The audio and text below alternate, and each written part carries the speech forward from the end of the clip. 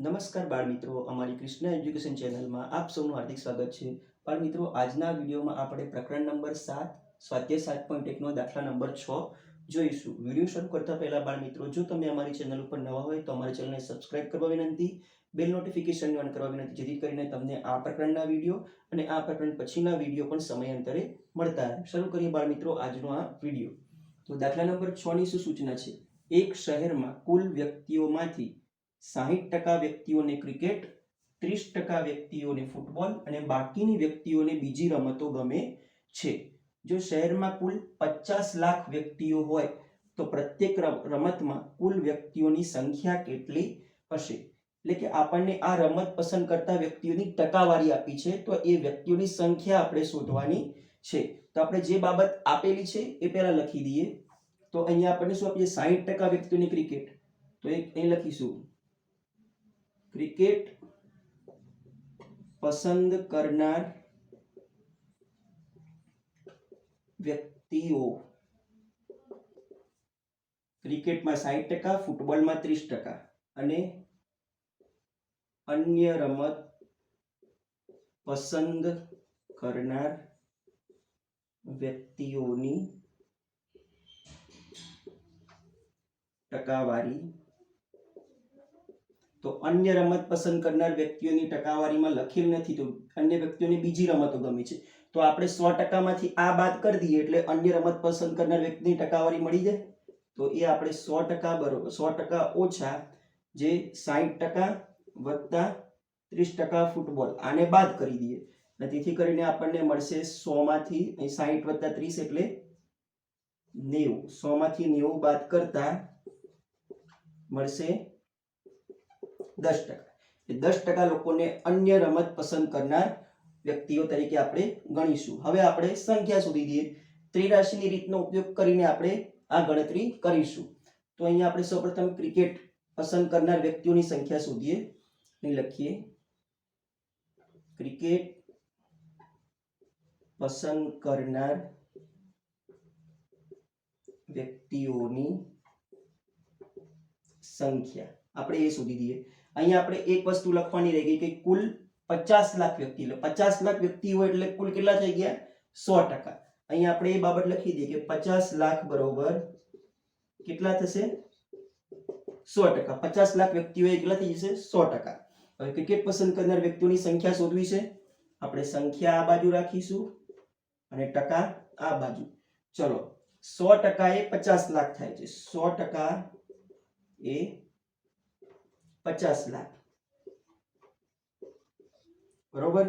તો આપણે ક્રિકેટ પસંદ કરનારની ટકાવારી કેટલી છે? 60%. તો 60% એ કેટલા? 60 લાખ 60% ગુણ્યા 50 લાખ છેદમાં 100 એ લખી દઈએ. 60% ગુણ્યા 50 લાખ છેદમાં 100. હવે જે છેદ ઉડતા હોય આપણે ઉડાડી દઈશું. અહીં શૂન્ય ગઈ અને આ શૂન્ય ગઈ. હવે અહીંયા શું વધ્યું? અહીંયા જો 6, અહીંયા એક વધે, 6 પંચા 30, 6 પંચા 30 થશે. અને હવે જે આપણે શૂન્ય વધ્યા છે લખી દઈશું 1 2 3 4 5. 1 2 3 4 ને 5. એકમ દશક 100, હજાર 10,000, લાખ 10 લાખ. એટલે કે 30 લાખ વ્યક્તિઓને ક્રિકેટ પસંદ થાય છે. હવે એવી રીતે આપણે લઈ લઈએ ફૂટબોલ. ફૂટબોલ પસંદ કરનાર વ્યક્તિઓની સંખ્યા.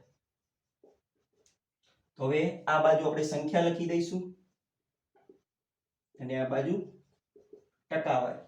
તો 100% એ કેટલા થશે? 50 લાખ. તો હવે ફૂટબોલમાં કેટલી ટકાવારી છે? ફૂટબોલમાં 30% છે. તો 30% એ કેટલી સંખ્યા થશે? તો અહીંયા પાછી ત્રિરાશી 30 ગુણ્યા 50 લાખ છેદમાં 100. અહીંયા આપણે શૂન્ય શૂન્ય ઉડાડી દઈશું. હવે તો અહીંયા શું વધ્યું?